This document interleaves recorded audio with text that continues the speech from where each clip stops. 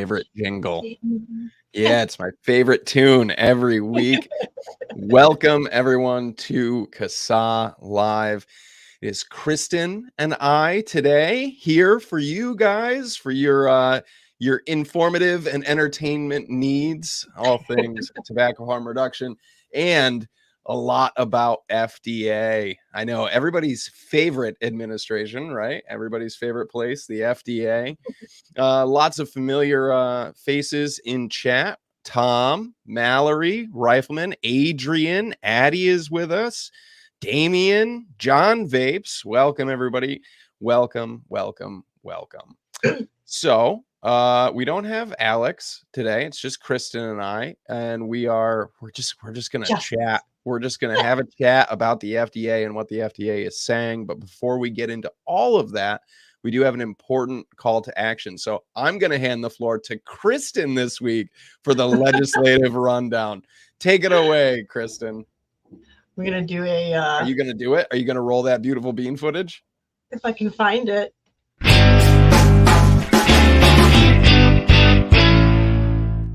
I can't wait to edit that volume down in the podcast.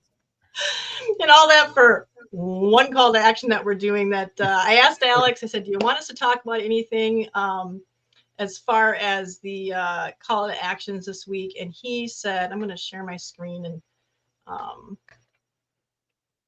see if this works." Did that share? It brought it up in the little thing below us that no one else can see. Now I gotta add it. Oh, nope, that's not the one I wanted to add. That's the one I wanted to add. There it is. Okay. Iowa is the one that Alex is most concerned about. He said that we should talk about this. It's a PMTA registry. It is now in the hands of Governor Kim Reynolds, and we're urging people to urge the governor to veto this bill. There's talking points. He also just recently added here the direct contact information for Governor Reynolds. His phone number, his Twitter. Hit him up on her. I don't know. These days could be a him or a her, and I can't remember. And then let them know that these are a bad idea, and to veto it, please. And that's it. That's what's the big thing. There are a bunch of active ones still on the website. So go to CASAA.org and go to get involved, and then down to states and look up your state and see if there's anything going on in your state, city, whatever. Because there's a few dozen, I think. Yeah, we have like 30 active calls to action right now. Governor Kim Reynolds is in fact a her. It is a her. Okay. Didn't want to assume gender. Yes. She is. I'm on her Twitter right now. She's the 43rd governor of Iowa and a 5th generation Iowan. So there you go, Governor Kim Reynolds. If you're in Iowa, have friends or family in Iowa, or if you just look up like random phone numbers for Iowa, send that call to action information out and about. Text it to random phone numbers, you guys. I'm in full support of doing so. We definitely need to urge Governor Kim Reynolds to veto that bill. Yeah. There are currently 6 or it might be 7 states now that have passed PMTA registry bills. So yeah, unfortunately, I'm in Wisconsin is one of them, but they don't kick in until 2025. But yeah. I don't know. Here in New York, we just try to keep adding on. So like we just want to make illegal things more illegal. That's essentially what we're trying to do in New York. Yeah. We want to ban the banned things and then make the illegal activities more illegal. More illegal. More illegal. That seems to be what we're trying to do so desperately here in New York. Yeah. If we could make illegal things illegal, that's what we're trying to do. And we just had, if you guys missed it last week, we had a show where Logan and Alex and Addie Tooney all talked about all the crud that they're dealing with in New York. So you know that. on top of everything else. But how have you been otherwise, Logan? You've been working like a crazy person. Just working like a dog. It's go time. It's spring. So I'm a landscaper, and spring is just like the most go time of go time. So it's just been, I apologize to everybody right now if I yawn at any point during this stream. I promise I'm not bored. I'm just tired, man. I was getting Kristin to yawn in our pre-show. She's like, stop. I'm like, I'm so sorry. Yeah. Making illegal things more illegal worked in Australia. Okay. Well, oh yeah, that really worked. Can I not show? No, you got the wrong one. Amy and Sweeney. Yeah. Obviously, things are going great in Australia because Australia is a prime example of how great prohibition is going. Exactly. Yeah. Exactly. Yeah. Fantastic. Yeah, we should definitely take note from Australia. That's what we need to do. Well, I'm just going to point out that if anybody is, my exciting news for this week is I finally did the big cut. Yes, your hair looks fantastic, by the way. Can I just tell you, it looks fantastic. And all the gray is there. It didn't come out as white as I thought it was going to, but it's starting to a little bit. But this is all au naturel. I am now fully gone silver fox, so I was very excited. My wife, she's getting quite a bit of gray. And I love the fact that, you know, my wife's 33, but she's a lot of hair, but she's getting a lot of gray, and she's owning it. Fantastic.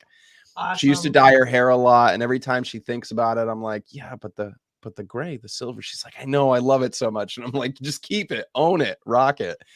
I'm just balding, so that's cool. It's fine. I just tell everyone that my hair moved south. That's all.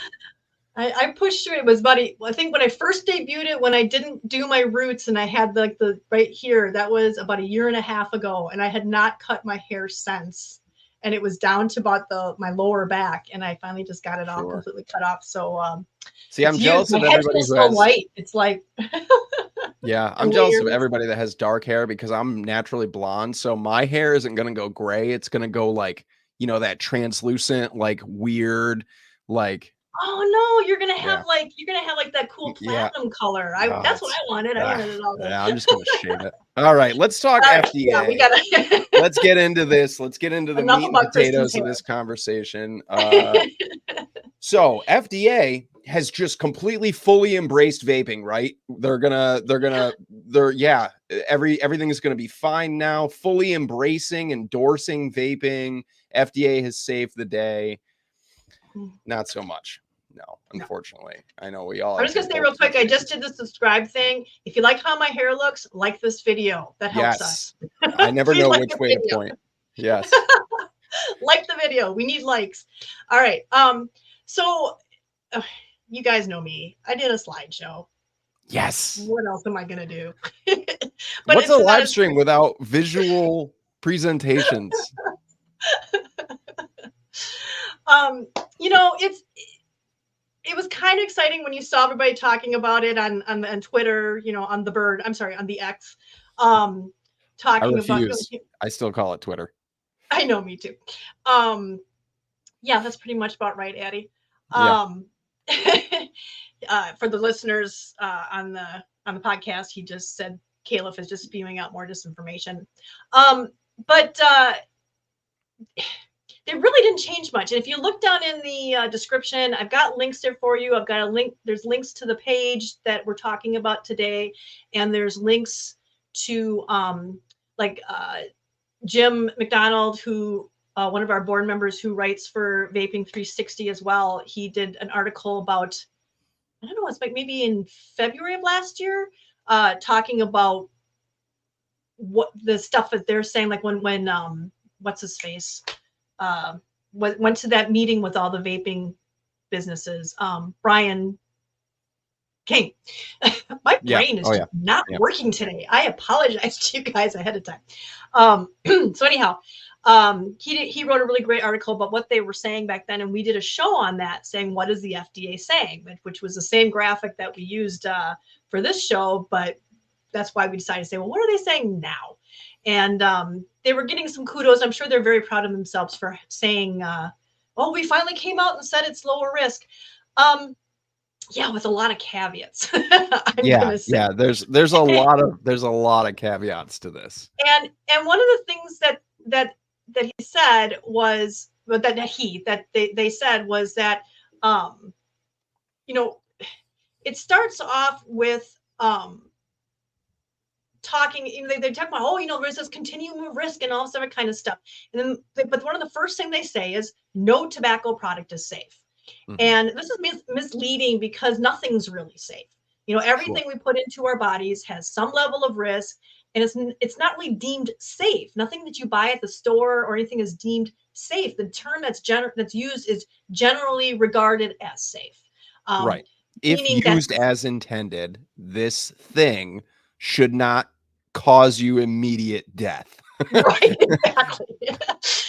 and yeah, it means that society has decided that the health risks that there are low enough to not Yeah. be of serious concern. Right. And if you can think about it, consider the irony of alcohol. That's generally regarded as safe by most people. You can buy it just about anywhere, and as long as you're an adult, but it's a known carcinogen. Yep. It's addictive. Yep. It's damaging to multiple organs in the body, and is a danger to others when used in excess when you're driving. It's considered safe. And when they talk about alcohol, they don't make this caveat of, well, no alcohol product is safe. I mean, you don't hear them say that. It's so this basically, by starting off with this, if I remember correctly, I kind of went through it like this as I'm talking about these things. So to begin with this statement of no tobacco product is safe, it downplays the continuum of risk that they're going to go on to talk about. It implies that even go ahead. This sets like the benchmark for the conversation, right? This is the tone that FDA is setting right out of the gate by like, look, we're gonna give you a little bit of information here, but we need you to know tobacco products bad. Bad. Bad. And it's implying that even the lowest risk tobacco product still poses a much greater risk than non-tobacco products that are generally regarded as safe. And it's just not true. It's just not true that there are products that are just as safe. Logan, you're doing I am swapping between windows, so I'm letting you do that. Okay, thank you. I like this comment, Rifleman. Oxygen and water is not safe. Yeah, I mean, dihydrogen monoxide has the potential to kill you. So many ways. In so many ways. You're right. Absolutism is completely invalid except in propaganda. Only when used to misinform the masses. Right. So what I want people to keep in mind is it's good that FDA did finally take this step. But really what they said, there's a continual risk, but. And then at the end it says, and we're going to still try to figure out how we're going to explain this to adults because we can't figure it out without we don't want to let kids know that it's safer than smoking. Let those smoking kids just keep smoking. But it absolutely does set the tone. Yeah.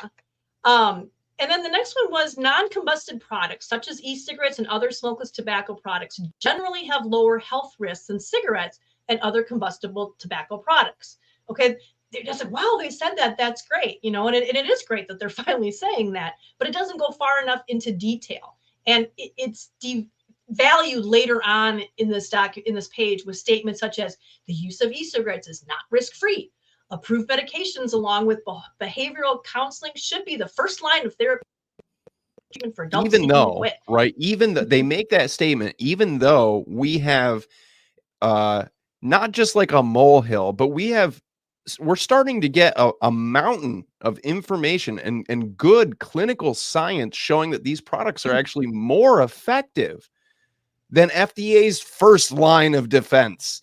The go-to tried and true treatments, and we'll get that into they that have approved. Yeah, we are quickly growing a mountain of evidence showing that these products, the e-cigarettes, are more effective than that. Right. But they don't want to let you know that. They don't want to talk about that. They don't want to give that any credence. And here's the last one that, as I was scanning through, that I quoted was eventual abstinence from all tobacco products should be the end goal. Yes. Yeah. According to who? Yeah. You know, so Nancy they're Reagan, basically that too. by saying this, they're really like saying these are all horrible for you. They're just not as bad as cigarettes. Mm-hmm. And we'll get into that in a little bit as well. Yeah, it is very Nancy Reagan, just say no of FDA Yeah. to make that statement. I apologize. I've been scratchy lately. All right. So new tobacco product application. This one made me laugh. I'm sorry. I just outright laughed. New tobacco. Oh, you went full robot. Hang on. Hang on. We'll wait for you to return to human. You're still like semi-robot right now. That is so weird. Oh, there you are. There you are. Okay, you're human again. Go for it. See, Alex is not here. That's why it's happening to me. Yeah, it's got to happen to somebody. Hang on. Wait, I'll put up the banner. There it is. We just installed fiber optic internet, 1 gig, or is it 1 gig? Is that what? That's what I have is 1 gig like fiber optic at my house. Pretty high, and it was beautiful before, and I've got like 3 bars up here. So I'm sorry. I apologize that I went robot. Anyhow, so new tobacco product applications are evaluated by FDA scientists who determine if the application shows the new tobacco product meets the applicable statutory standards. Now that makes it sound like they're, really investigating these products and making that they have this great statutory standard that's making sure that people are not getting things that are bad for them. And what they don't tell you is they're just not about reducing health risks. They aren't about reducing health risks. They're really just about not authorizing products that are worse than cigarettes, because you can be as bad as cigarettes. Because if the standards were designed to reduce health risks, then the FDA wouldn't have authorized hundreds and hundreds of cigarettes. So they took over regulation. So it's clearly their standards are not about reducing risk. Their standard is they can't be as bad as cigarettes. So they also don't admit that they completely ignore those applicable standards when it comes to vaping and vapor products and e-cigarettes, because it's clear they're more focused on denying authorization of any low-risk flavored products to protect youth, despite the science showing that far more harm would come to public health from adults continuing to smoke than youth vaping, and that youth vaping is no longer and never has been an epidemic. So that just made me laugh when I saw that, because it's just again trying to toot their own horn or whatever and say, oh, that's a good one. Yes, exactly. Where is that? FDA scientists? I see no evidence of true science being present in any FDA policy. Thank you, Rifleman. Good policy or good. Yeah, I mean, they're obviously not going to talk about their fumbling of the PMTA process, or how many challenges they've been facing in courts and things like this due to what was it? Arbitrary and capricious. Yeah. I think those were the words that were used against FDA's handling of PMTAs. Yeah, it's atrocious. Yeah, and it was just such a joke that they stuck that on that page, like they're trying to imply that they're actually doing something that's science-based and that we're protecting you, public. We're protecting you. That's why we're not, jumping into this and authorizing all these low risk products, but we're going to let all the cigarettes slide through. And we know why. We know that's because, and people don't understand why that is. It's because they can go in as being an equivalency to what's already on the market, as long as they haven't changed the formula enough. A lot of times they're just they want to put something new on the package or something like that, but it's still nothing to do with the safety of the public. It's all about making sure that it's not worse than cigarettes, which is, I just laugh when I read that. And it continued on where they talked about, and a modified risk tobacco product application generally must demonstrate that the product will significantly reduce harm and the risk of tobacco-related disease to individual tobacco users and the whole health and the benefit the population of the health of the population as a whole. So, this again, it downplays the whole point, or no, wrong section. Okay, what they don't tell the public is that by acknowledging that e-cigarettes are safer than cigarettes, which they clearly say, that any reasonable person would think that they should be considered modified risk products. But it's, you know, it's far more costly and complicated for manufacturers to get these far safer products authorized than it is for a tobacco company to get a new cigarette, you know. Yeah, and very few products have actually received a modified risk tobacco product order. There's you know, General Snus is really the one big one that comes to mind, which thankfully enough, they do have an MDO. They can, you know, make modified risk statements about their products, and there are products that are flavored that have also received that, only under General Snus, though. I believe there's like a mint, like a wintergreen. There's nothing like tropical citrus snus that got an MDO, but there are like mint and menthol flavored snus that did. I mean, yeah, and I think that's the only thing that's a modified risk product that is menthol, other than the nicotine-free cigarettes. Oh, yeah. The irony, you know, and in the next section, there's a heading in the page that says, "Are e-cigarettes a lower risk alternative to cigarettes?"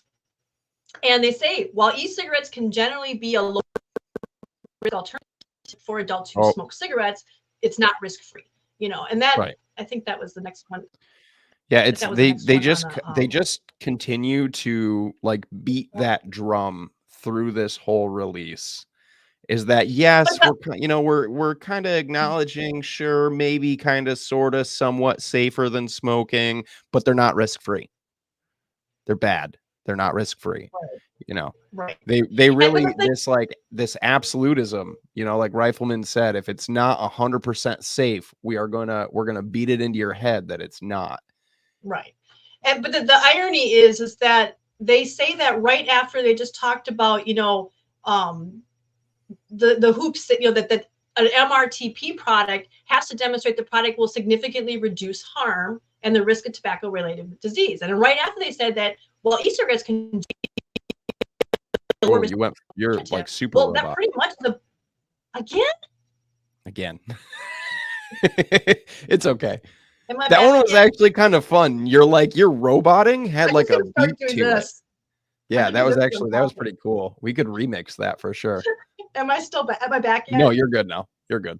Okay. But what it basically, my husband's downstairs playing on his Xbox. That's probably what the problem is. These gosh darn kids and their video games.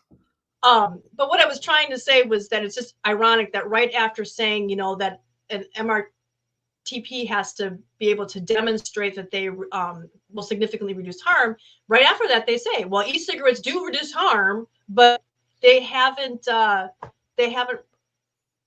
authorized any of them, you know, as reduced risk. You know, they've only done them as tobacco products, and they're so clearly reduced. And there's risk, there's only 23 products that FDA has authorized, you know, for sale that have received PMTA authorization, and that does not mean 23 e-cigarettes either. Right. That's a handful of outdated e-cigarettes that no one uses, with multiple, like, basically cartridges for them. You know, it's not 20, and they're all tobacco flavor. There are no flavored fruit flavors, dessert flavors, menthol, mint, nothing. Not a thing. And it's just the irony that they refuse that I mean, to me, to be able to get the MRTP, and they make it like, oh, we're looking at these products, we're going to get you these products. And really, they're doing everything they can to keep these products from being designated that. You know, they automatically should be, because clearly in the next paragraph they say that these significantly reduce the risk for people who smoke, you know, and it does for the population as a whole. We know that, because if it reduces it that much, well, we'll get into the next one, because okay, so then they get into after saying that they said, are e-cigarettes a lower risk alternative to cigarettes? And then they say that these, well, first they say that they can generally be a low-risk alternative for adults, but they deliver harmful chemicals and nicotine, which is highly addictive, and all that kind of stuff.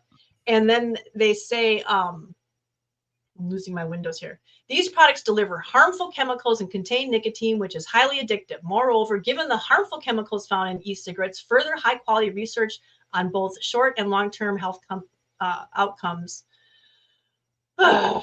It's like enough already. My question to the FDA is and will always be, if this nicotine is so quote unquote highly addictive, what about the same pharmaceutical grade nicotine and all of the other FDA approved nicotine replacement therapies, which are their first line of defense? We've already been through that part of this conversation. Right. Why is that statement not made about every other one of those products? Right.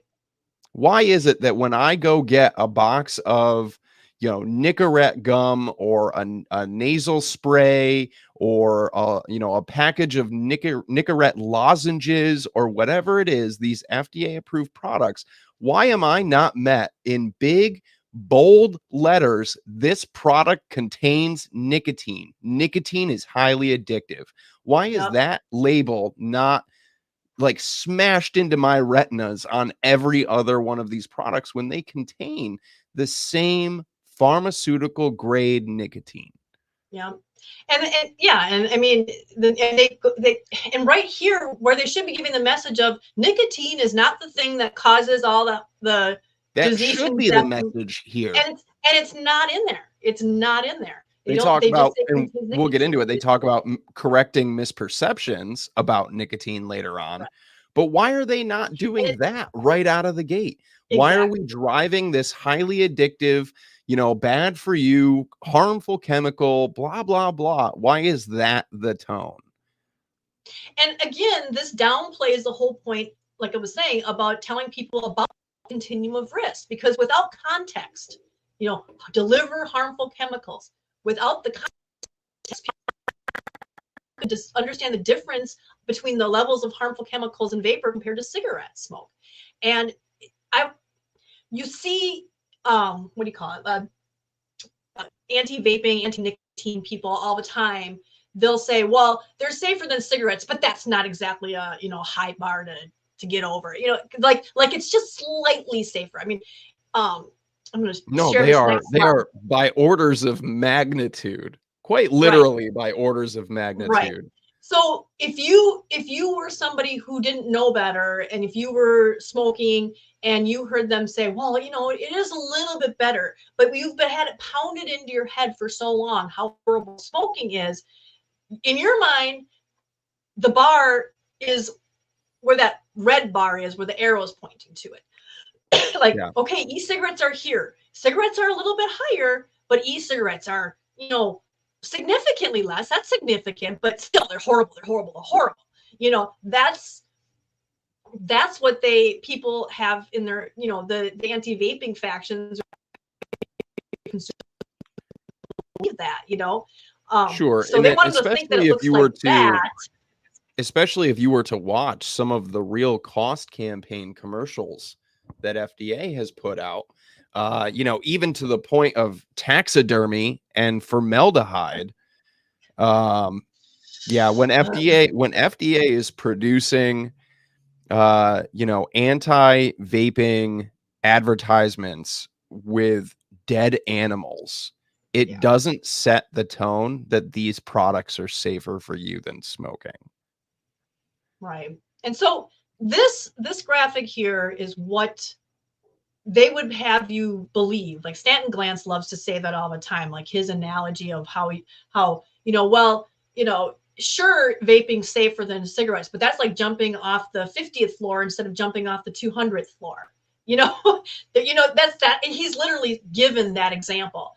So he wants you, and they want you people who smoke to believe that this is how much safer e-cigarettes are, when reality, e-cigarettes are over there. Yeah. It's more like jumping off the curb than jumping off the 50th or floor. Taking the stairs from the 10th floor. Could you possibly twist your ankle or stub your toe? Maybe. but it's not as bad as jumping off the 100th floor. Exactly. Yeah. Oh, and Ern makes a good point here too, that why are the aunties the only ones who ever show kids vaping, practically advertising it to them as a way to get back at their parents? I think this is something that we've talked about for years. That that campaign for tobacco-free kids, PAVE, these anti-vaping and smoking organizations, they're the ones, even FDA, they're the ones that are showing images of kids using these products and saying, all of your friends are doing this, don't do it. Go meet him in the when in the bathroom. history of any drug ever and any anti-drug campaign ever has that worked? It's literally the reason DARE failed. Yeah. It's literally the reason DARE had the opposite effect as what it was intended to do. Yeah. Most of those kids had no idea what cannabis was until a DARE officer came into their classroom and passed joints around the room to show them. Yeah. Insanity. And that's the whole point. You're absolutely right, Ern, is that these organizations are the ones with bright colors, and they put like lollipops up there and they're like, your vapes are candy flavored, don't do it. And it's like, really? Yeah, it's like they're candy flavored. They come in flavors that will appeal to you, because they come in flavors that appeal to teens. Yeah. Or youth. They are easy to hide from your parents because their kids are hiding these from their parents. You can do it in the bathroom at school. They literally showed somebody a kid in the bathroom at school. You know, all your friends are doing it. Yeah. It's a self-fulfilling prophecy is what it is. Yeah. If they can continue to educate children on how to vape and why they should, because these products taste like your candy, you can get away with it in the bathroom, all these things that they're the ones teaching kids about. If they can continue to do that, then they get to stay in business. Yep. It's a self-fulfilling prophecy. But yeah, so I mean, if you're on the podcast, we showed a slide that showed that before that they would have you see cigarettes on a graph or just slightly lower on a bar chart than cigarettes. Really, they're way over to the other end, and just a tiny fraction, 95%, which is still probably high. They're probably not even that. They're probably more like 99% safer. Sure. And and that's kind of been clarified, the Royal College of Physicians statement that these products are at least, and I think a lot of people forget how much weight those words carry, at least 95% safer than smoking. And if you look at if you look at this one where it's showing like e-cigarettes are supposedly just slightly less safe, I mean, that's the way they figure it. That's why a lot of people picture that 95% for one, backwards. And the other thing is that they say, well, that 5% is huge. And, you know, not just the antis say that. I believe, who used to say that? Carl, I think, used to say that. He's like, if we're saying that because cigarettes are so horrible for you, that if they're 5% as dangerous as cigarettes, they're still pretty darn bad. And, and so that's why that at least is very key. He thinks they're not even, he'd always say that they're not even close to being 5%. And I think that at least model, like that phrase, is, you know, the Royal College of Physicians taking into account, and that statement was originally made back in 2014 and still carries today. They still hold to that standard, that statement. But that 5% leeway, that at least 95%, my understanding is them taking into account that they don't have longitudinal studies. They don't have decades and decades and decades of this. So they're kind of like overcompensating for the unknown. Right. Is essentially what that statement is kind of about. Like, in short term, yeah, we know, you know, these are just almost pretty much harmless, but we can't make that statement because we don't have longitudinal data, longitudinal studies. But the longer that we're all around, the better that number gets. Yep. So the next thing that caught my eye was when they said, for adults who currently smoke cigarettes, fully quitting the use of all forms of tobacco products, not smoking, quitting the use of all products would most benefit their health. That was the coolest Robo remix yet. That was third time. Yeah. I'm going to go ahead and I'm going to read it for you. This next quote is for adults who currently smoke cigarettes. Fully quitting the use of all forms of tobacco products would most benefit their health. Thanks, FDA. Have you talked to Sweden? All right, am I back yet? You are back. Yeah. Okay. So the chart that we just looked at all supports FDA claim by implying that no use means no harm. If you go back and look at that, whoops, get out of there. If you look at this, if you look way over into that far right column, is that right or left? I don't know. Over where there's nothing, basically. And if you look at it, it says at the top, no harm. And right below it, no use. Right. So the interesting thing about that is that it's actually these charts come from Dr. Mendelsohn. So I got this off his website. Link is in the description below. He shared that. And, you know, with all due respect to Dr. Mendelsohn, but not to the FDA, this no harm idea is naive and possibly dangerous. You know, it's a dangerous assumption because there may be far more harmful activities that people who are doing if they didn't have nicotine as an option. You know, for example, someone who uses nicotine to reduce stress may turn to other drugs or drink alcohol instead to reduce stress.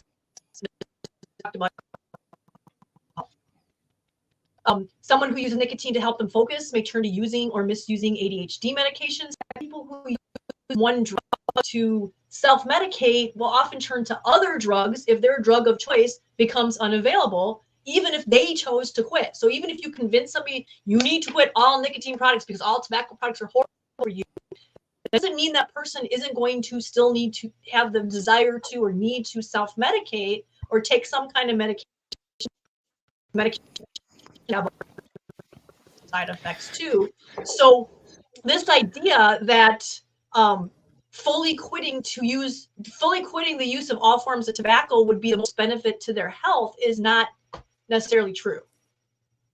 It's true. I had to pull up Adrian's message. I know you're not going to know what this is. He said COD lag.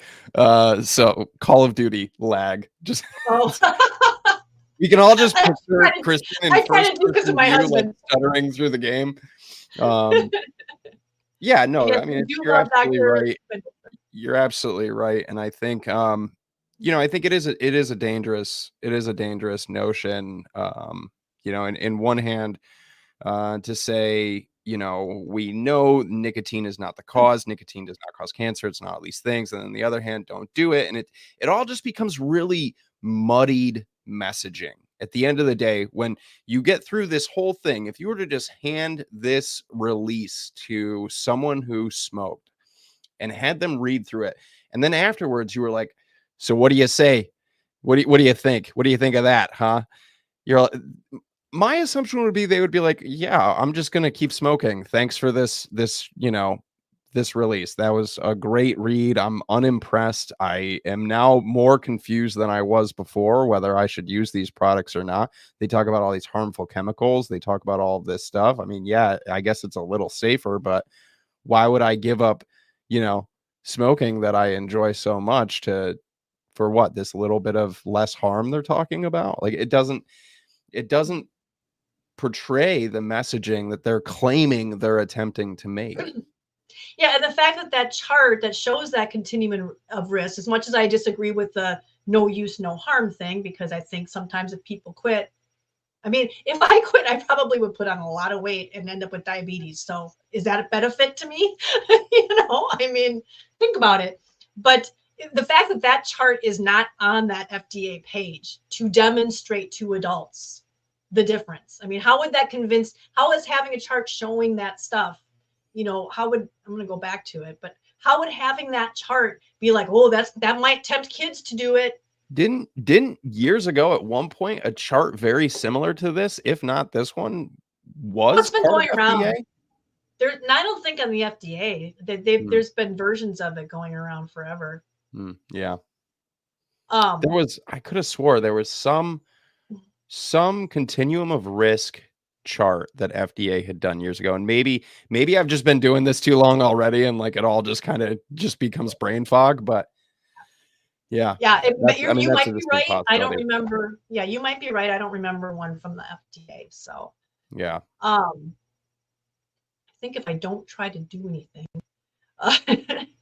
So the next one says these approved medications. They go on to talk about that the first line of defense, like you were mentioning earlier, that the first line of defense should be using FDA-approved cessation products. Yeah.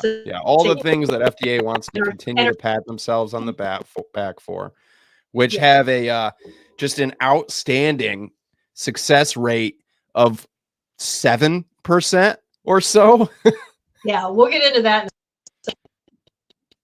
Yeah, they say for adults who currently smoke cigarettes, fully quitting the use of all forms of tobacco products would be most beneficial to their health. Evidence-based FDA medications, nicotine replacement therapy, NRT, which that contains that highly addictive nicotine, and then bupropion, barcenilene. I never say these names.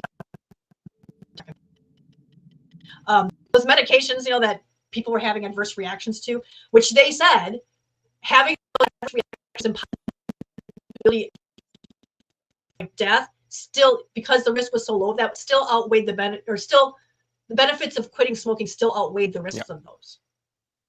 Then why isn't that same standard being applied to electronic cigarettes and these other products? Because it's so clear that smoking is so bad that whatever the risk of these products are, they outweigh the risks of from quitting smoking.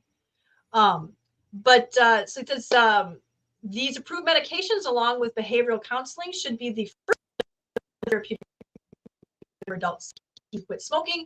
Behavioral counseling and medication are independently effective, and combining them, well, is how studies have shown, like you had said earlier, that these tried and true methods fail to help people quit over 90% of the time. I mean, studies have shown that e-cigarettes work better than any of the approved methods, like you were saying earlier. Sure. And this is standard FDA tiptoeing, where they make a factual statement without any caveat, without any like depth to the information or why that statement is true, because they don't want you to know the rest of it. Yes, behavioral counseling and medication are independently effective. They're not highly effective.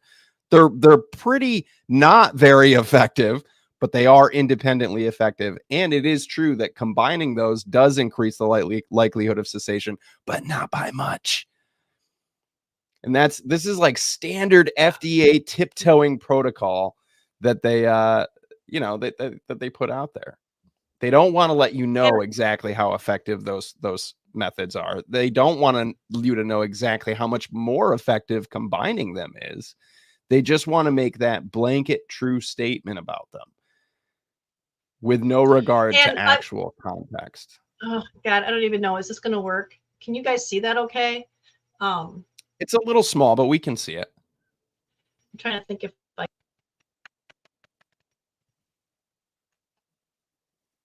Did that help at all? That's a little better. Yeah. Okay. I didn't prepare a slide, and I should have. But on that note, okay, according to the most recent CDC. Oh, you're going robot. Do you want me to read through it for you? I can. I volunteer as tribute. Am I still? Yeah, it's a little in and out. I got you. I'll read through this. According to the most recent CDC stats from 2015 to 2018, only 68% of adults who smoked, which is 22.7 million, said that they wanted to quit smoking. Only 55.1% of adults who smoked, which is 21.5 million, said that they'd made a quit attempt in the past year. And only 7.5% of adults who smoked, 2.9 million, successfully quit smoking in the past year. Only 61.7% of adults who ever smoked, 55 million, had quit. Only 7.5% of adults who smoked successfully quit smoking in the past year. With all of these FDA approved, tried and true first line of defense, what we should absolutely be pushing on people who smoke methods, only 7.5% of them successfully quit in the past year. That was during that time period too. That was during, yes, 2015 to yeah. 2018, I according wish this I is could, according to the have CDC. find, right. Oh, Ern, you're so right. Ern's like, it's only when you're trying to say something important that I Yeah, go full typically, robot. whenever we're just like rambling about kind of nothing in the middle, Right? you're fine. But the minute you start talking like facts and numbers and stuff, you go full robot. Now, I want you to read, I'm going to trust you to do that, what the unspoken truth after that, because what they put these stats on the CDC, things like, 68% of adults. Like, important thing. That's down from 70%. But if you take that and do the math, this is what it means, the unspoken truth. 32% of adults who smoked, 10.7 million, had no intention of quitting. 32% of adults who smoked had no intention of quitting. 44.9% of adults. I'm part of that 32%, by the way. I loved smoking. I didn't want to quit. I just had to. 44.9% of adults who smoked, 17.5 million, said that they had not made a quit attempt in the past year. So all of the advertising, all of the pushing to quit, and all of the stuff that FDA has done that they pat themselves on the back for, 44.9% of adults who smoked said they had not even made a quit attempt. 92.5% of adults who smoked did not successfully quit smoking in the past year. And 38.3% of adults who ever smoked, 34.1 million, had not quit. It's kind of like when we go, 10% of today's youth has tried vaping. 10% of today's youth. We don't want to say 90% of today's youth has not tried vaping. No. That's the flip side. Is you don't think about the flip side because you're focused on how big that number is that they've told you. But you're right. It's about those unspoken truths. It's about flipping that coin on its head and saying, well, then this also must be true. The other side of that statement must be true then. Yeah. And they do it. I'm hoping you just went robot on me, so I'm hoping it doesn't mean that I'm going robot on you again. Do I need to hang on? It might be my wonderful I'm keeping the banner up now.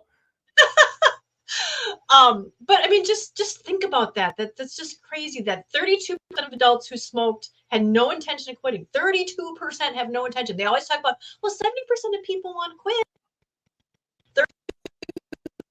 30%. Yeah. That's what e-cigarettes are for, that 32% too. The 44.9% of adults in this year, you're telling them to quit. Who's buy nicotine gum if they're not even bothering, they're not even intending to try to quit? For 17 people.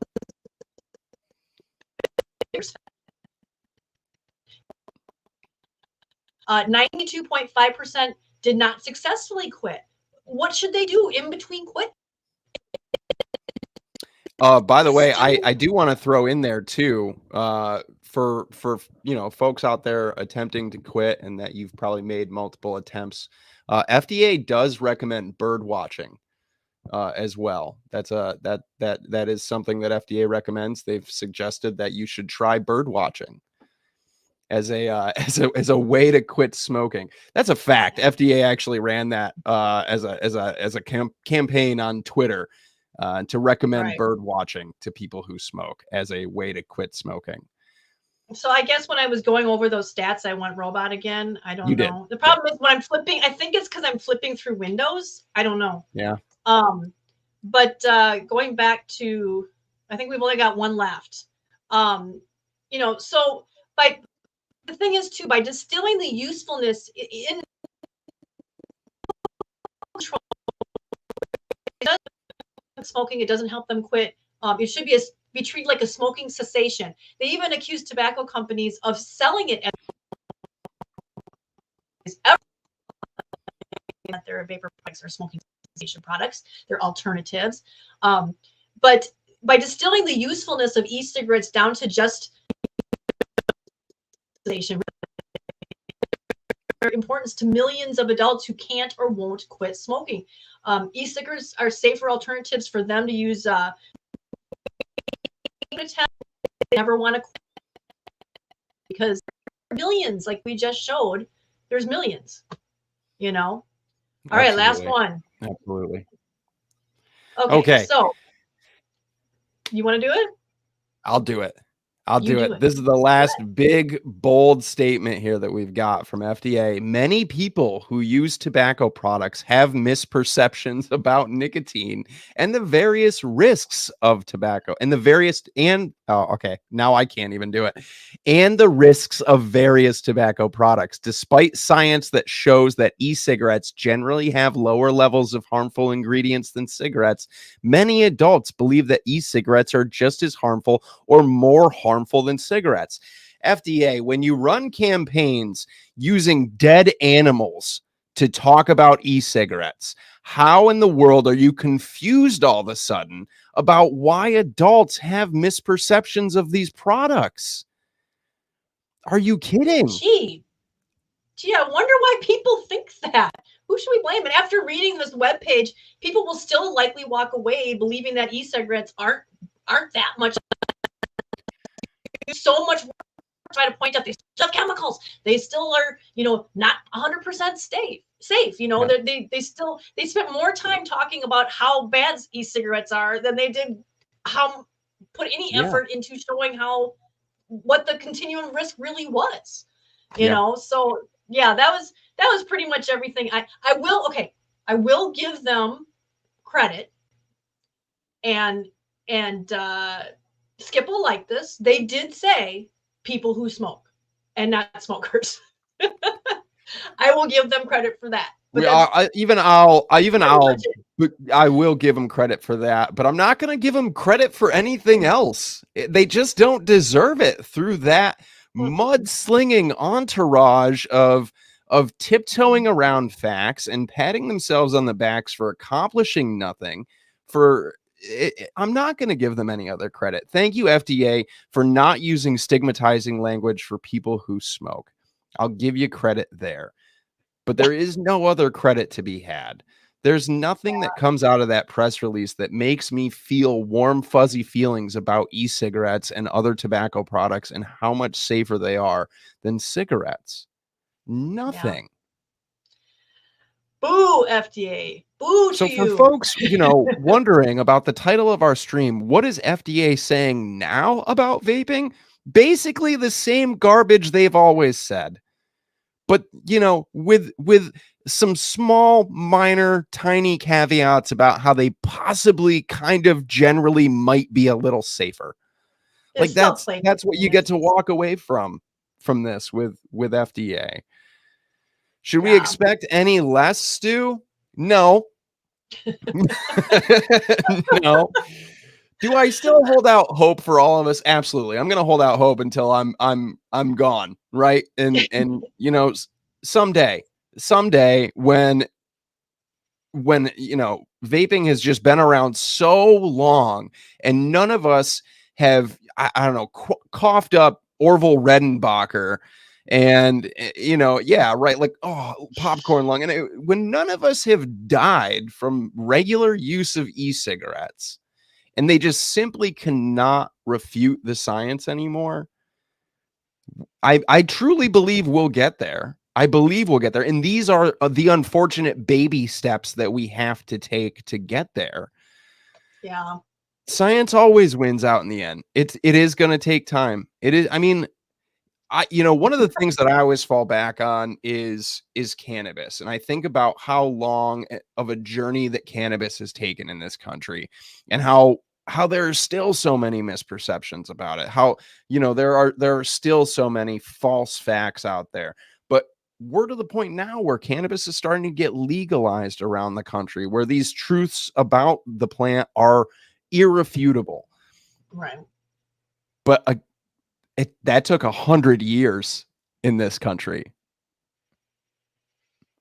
Yeah. So is science going to win? Yes, you're absolutely right, Damien. It will win, but it is going to take time. For anybody who hopped on the tobacco harm reduction advocate bandwagon and thought we were going to win tomorrow, I'm sorry, but thank you for being here.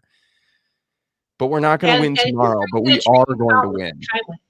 History is going to treat us kindly. It's not going to treat kindly these people who have done everything they can to avoid. I mean, to me, a lot of it just seems like they would just want to keep their jobs. And it's also, you know, this inherent distrust and hate of the tobacco companies.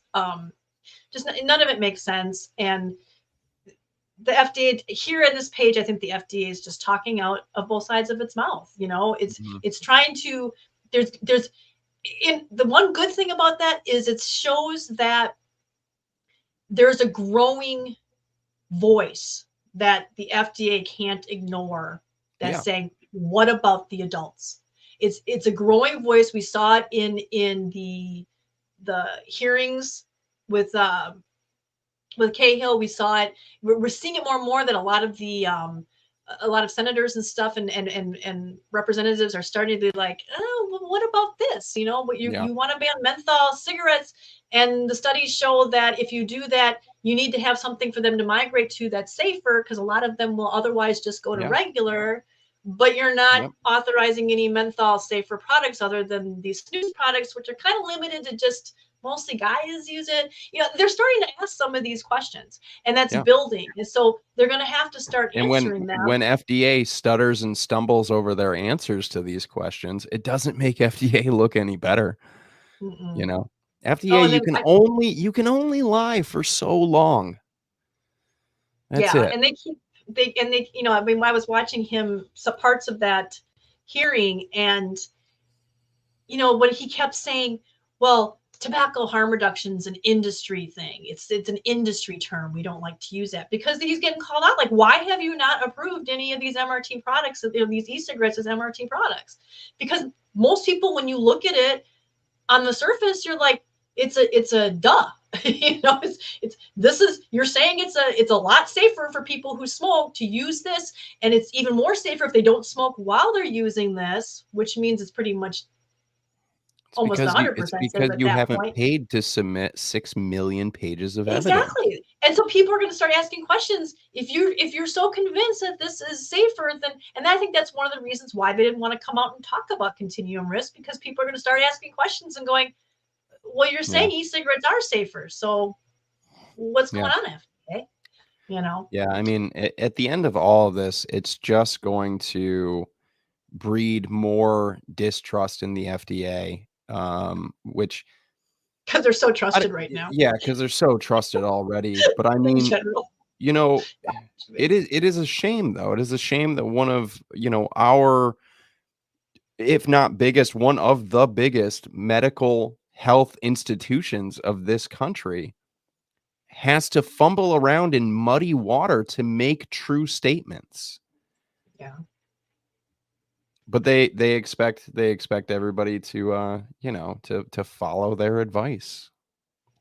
No. Go bird watching. Just keep trying. Yeah. Just keep trying. Listen, I know that you've tried 31 times, but get yourself a pair of binoculars and try 32 times. Right, exactly. Jerry says, not a raving endorsement for vaping that we've been hoping to hear, but I'm glad to see them finally starting to admitting small bits of truth. I mean, in all honesty, they have been saying that. I mean, I agree with you, Jerry. I do. But in all honesty, they've been kind of saying, oh, continuum of risk. It's more, you know, as long as they don't smoke while they're doing it, it should be safer. So they've kind of been putting that out there. The only thing that changed is they actually put a page on their website that put together all the BS that they've been saying. We can go back to Gottlieb on making statements about these products being safer than smoking. Yeah. which he did multiple times, made statements about these products being safer than smoking. I mean, we can also go back to Gottlieb on the first use of epidemic, but don't even get me started. I try not to give him any credence. I try not to give Gottlieb any credit, but it's 4:30 now, so or 5:30 where you are, wherever you are. From where I am, we are at the end hour. here, We are at the hour. I want to thank everybody here. We have 150 viewers right now, and you guys sat through all of those Robo remixes with Kristin. Oh, I'm so sorry. Thank you guys for being so incredible. And look, have I done it since? No. No, maybe it was the screen sharing. Well, you also haven't started rattling off any statistics in the last couple of minutes, so that might have been it too. Oh, yeah. I don't know what's going on here. Conspiracy theory. Where's my tin hat? Yeah, right. Hey, I'm gonna start doing if you're gonna do the spiel, I'll put the little things at the bottom there for you. Yeah, People yeah, we can do the spiel. Thank you. Seriously, we'll do it that way. So for more information. Yes. And then the next thing we're going to do is, well, you want to talk about CASAA.org first, and then I could talk about CASAA.org all day long. But first, seriously, one last time from both of us, thank you to everybody here right now. Thank you to everybody who tuned in and put up with Kristin and I today. Thank you guys for thank you guys for dealing with us without Alex around. But thank you guys for being here. Thank you guys for tuning in. Replay crew, if you're still with us too, thank you so much for being here and putting up with Kristin and I. I hope everybody has really warm, fuzzy feelings right now about FDA. And if you don't have warm, fuzzy feelings about FDA, you can go find some warm, fuzzy feelings over at CASAA.org. Yeah, we got warm, fuzzy feelings all day. Head over to CASAA.org. Literally right now, if you're not a member, becoming a member is absolutely free. You can sign up or don't sign up for the emails and everything, but we promise if you do that you're not going to get email blasted every day with a whole bunch of jargon. You're just going to get the stuff that you need to know when you need to know it to be involved and be the best advocate that you can be, because we together are CASAA, all of us together. You can donate too. CASAA does not get funded by hopes and prayers. Unfortunately, we would love it if those warm, fuzzy feelings did turn into money, but we do need them to turn into money. So if you'd like to donate to CASAA, if you're able to, please head over to that donate button and give to CASAA whatever you can. Every dollar literally helps fund us. And if you would also like to get something for your donation, you can check out the merch store where our president Danielle Jones has made some incredible designs for t-shirts. You get to be a walking billboard of tobacco harm reduction. We get something out of it. You get something out of it. The merch store is cool AF. Cool AF, just like we're grassroots AF. Yeah, and speaking of grassroots AF, if I can just interject into your spiel for a second. I know that, we joke about being grassroots AF, and people look at Danielle's cool graphics, and you see, how professional Logan is with his microphone and all that, and me going robot. Things have been tough. I mean, a lot of our donors have gone out of business. They've gone other directions, and we've lost a lot. We've lost a lot of donors. And so we're not this big. We really are grassroots AF. We really are. CASAA truly is grassroots AF. And if you guys like these shows, if you like getting, the tweets and the Facebook posts and those explanations that we do as to why this is wrong or why that research is working, and getting those calls to action, that program that Alex uses to do that is super expensive. It probably costs more than I cost CASAA every year. We need you guys to get the word out. We need donations. We need companies and people. And we have almost 300,000 members. Literally, if we wouldn't even need a full $1 from you every year or every month to be able to actually not even every month. I think literally $1 a year from all of our members would fully fund CASAA to do amazing things. Going just $1 a year. So I mean, if you can just sign up, and if you could do $1 a month, if half of our members did $1 a month, we would be in the clear, and we could just keep doing this for you. We would be able to do real cost campaigns. Yeah, that kind of Yeah, stuff that really. people ask us to do that we just don't have the money for. We're not kidding when we say we're grassroots AF. And you guys know that we don't hit you up on the emails asking for money all the time. We don't do telethons like PBS, and our website doesn't constantly have big messages like Wikipedia does. And we got to ask now. So if you can spread the word and help us out, if you're not donating already, please donate. And I'll shut up and let you finish the spiel. No, thank you. Thank you for jumping in there because, absolutely. CASAA needs funding. We would love to continue to do all of the things that we do, but it does take money. It does take money. So if you have a little bit of that, consider throwing it to CASAA. Also, while you're over at CASAA.org, if you have a story to share, please do, because our voices are the most powerful thing that we have. I know it's not factual to say it, and I know Carl would argue with me, but I truly believe that the plural of anecdote is data. And that's what we are. That's what we are. So your stories are important, and you can share them over on the testimonials page as to how much these products have helped you, or even if you have family, if you have a mom or a dad or a grandparent or a cousin or somebody that you know, you can share that story about how these products have saved their lives as well. Share those stories over on the testimonials page. They matter. Your voice matters.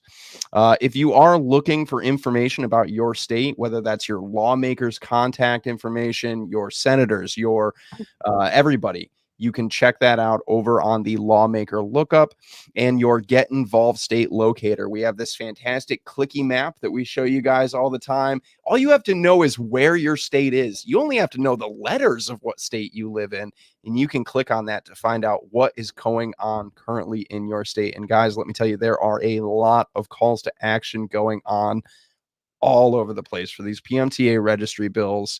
It is if there isn't one in your state right now, be ready. That's what I can tell you. And not only that, but we still have an ongoing national call to action.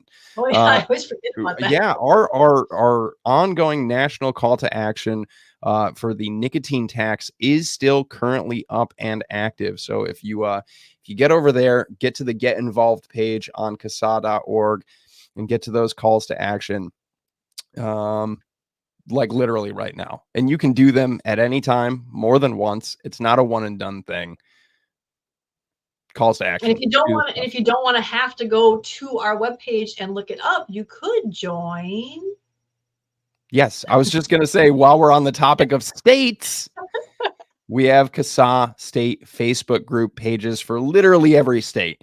So if you're hip to Facebook, if you're on, the Facebook, join the state group, join your state group. The Facebook state groups are one of the best places for us also to get a heads up about things going on in smaller municipalities, the things that are really difficult for us to track. That's where we find out a lot of that stuff from folks like you guys in those pages, sharing what you're hearing and what you're seeing and what's going on.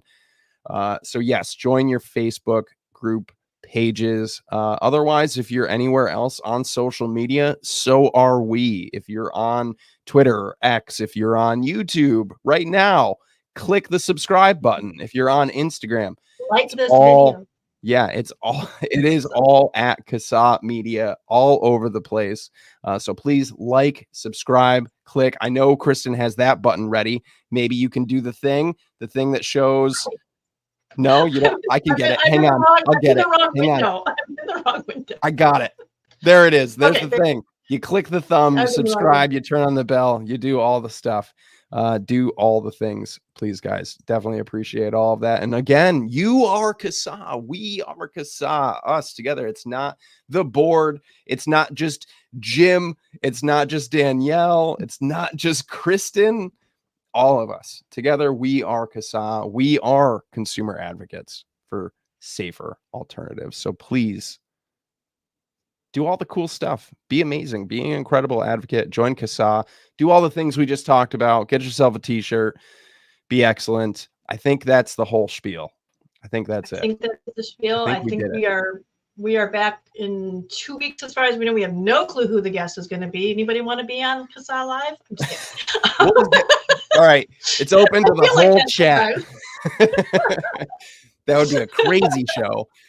We might have to donate you and donate the $1 fund drive or something. Somebody put that in the comments. I'm like, I might have to look into that. I don't know. We do. We need a $1 from everyone campaign. That would be fantastic. That'd be awesome. Thank you guys. You guys don't have to thank us. Thank you guys for being here, and thank you guys for being so incredible. You make it worth us spending the Saturday afternoon. So absolutely. We will see you guys in about. I'm not going to be here June 1st. If that falls on that, because my son is getting married. I'm going to be a mother-in-law. The day before my birthday. Kudos to him. But so it might be Logan and Alex that week. But other than that, that's okay. We can do a Logan's birthday stream. That would be cool. Ooh, there you go. Yeah. There you go. All right. We have to look into super chats too. Would you guys do super chats if we could do them? I don't know. I think you guys are all super chatters. You are all super chatters. You are all super chatters. All right, you guys, we are out of here. Thank you again so much. Be excellent to each other, everyone. And just as importantly, be excellent to yourselves. We will see you next time.